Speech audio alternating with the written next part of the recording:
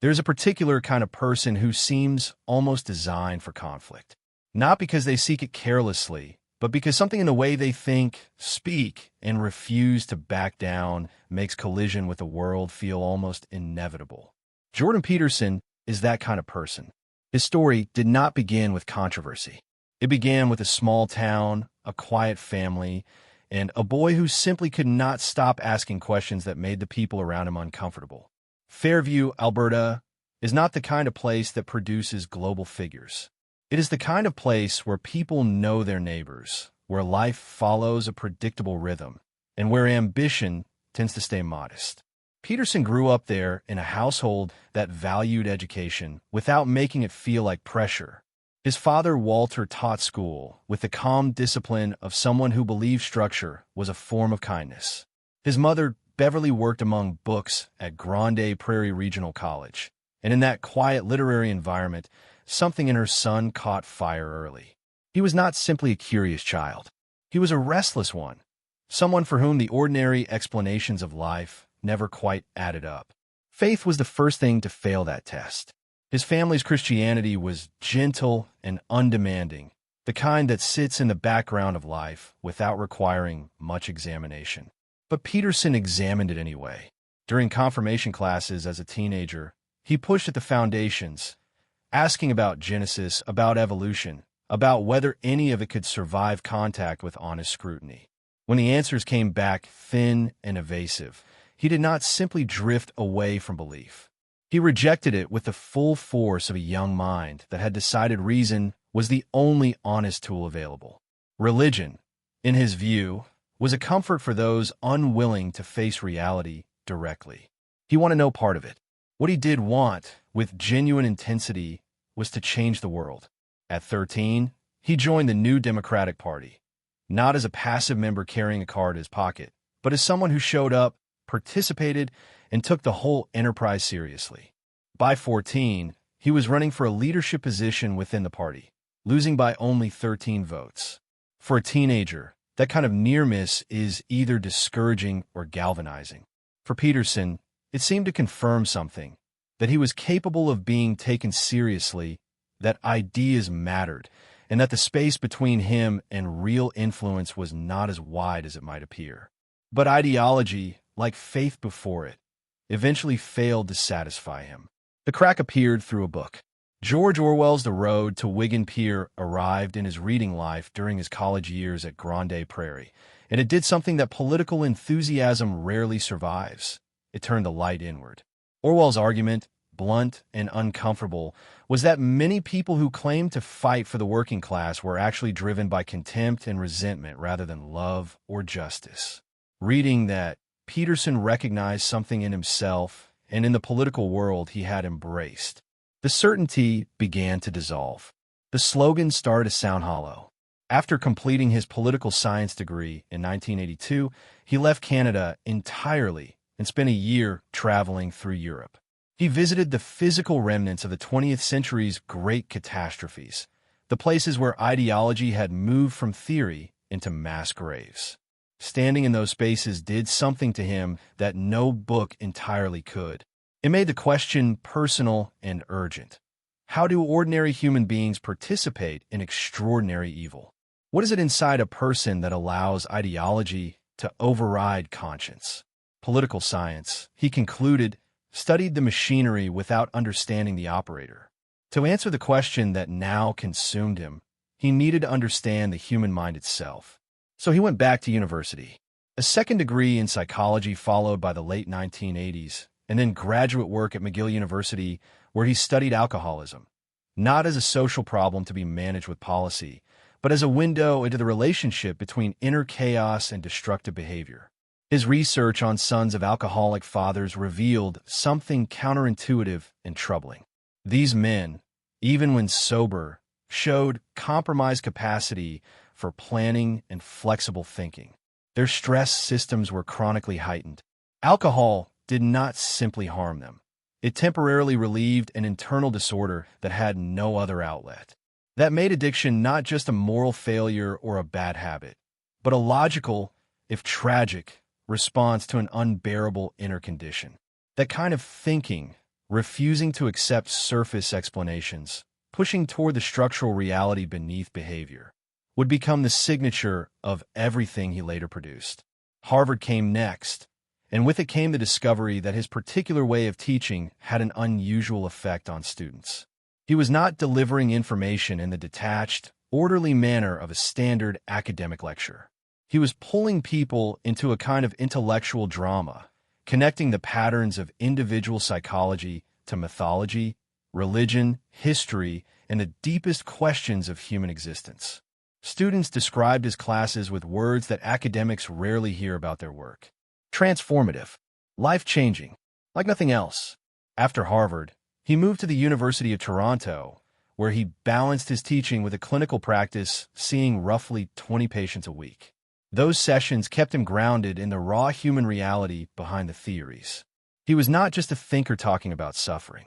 He was sitting across from it every week, watching it operate in real lives. His 1999 book Maps of Meaning was the culmination of all of this.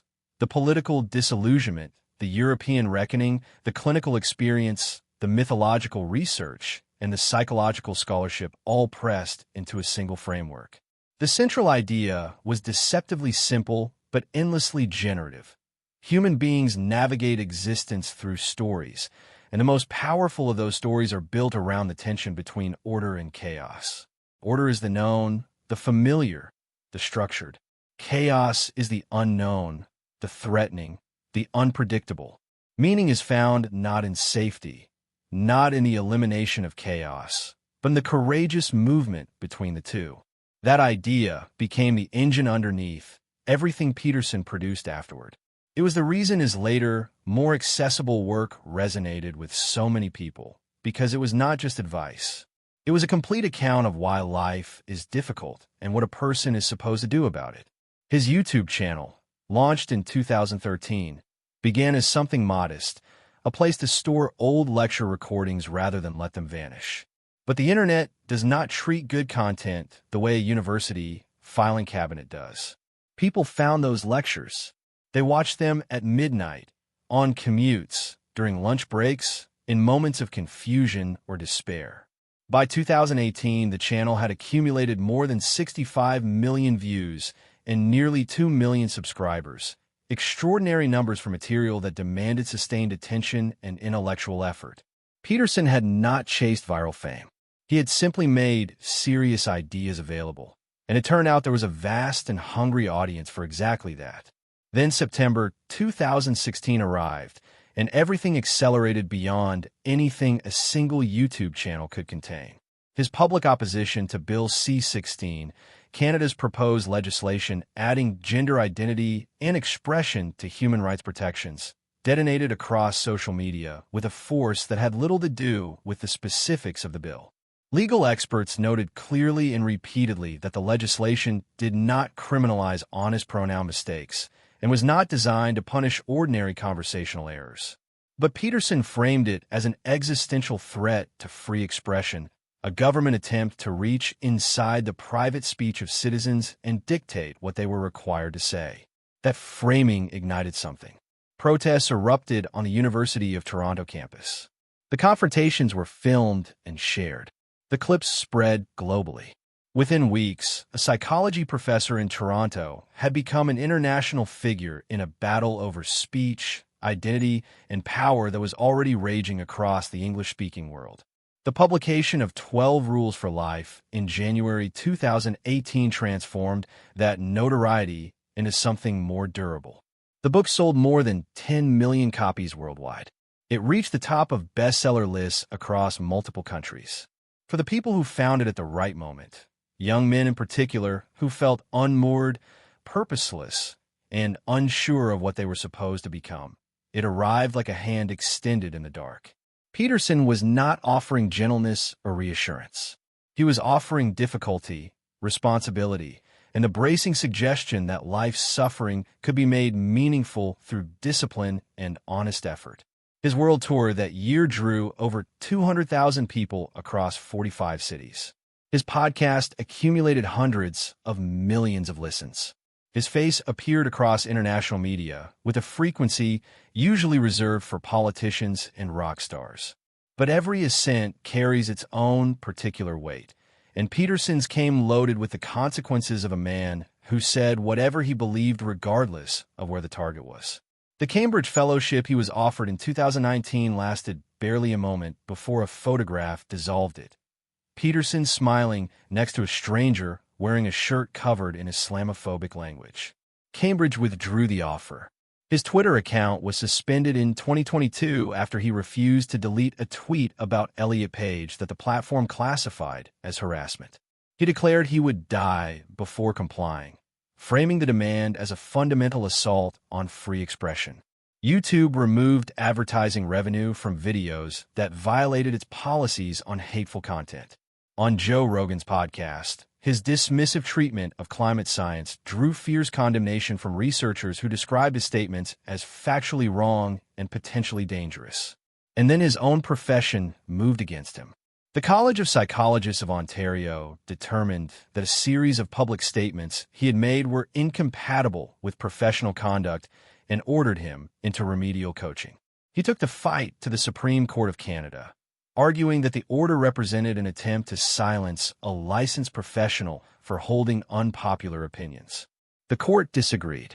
It treated the matter as a standard professional licensing case, not as a political persecution story. That outcome carried a meaning that went beyond the specific ruling. It confirmed something that all the audience numbers and bestseller rankings could not erase: that Jordan Peterson remained, at the end of all his public battles, a licensed psychologist subject to the same professional standards as any other. The arc of his life resists easy summary. He is neither the fearless truth-teller his most devoted followers describe, nor the cynical provocateur his harshest critics insist upon. He is something more complicated and more human than either portrait allows.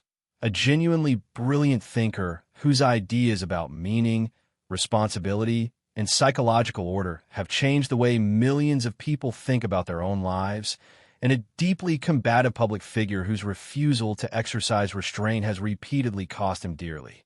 The small-town boy who could not stop asking uncomfortable questions grew into a man who could not stop saying uncomfortable things.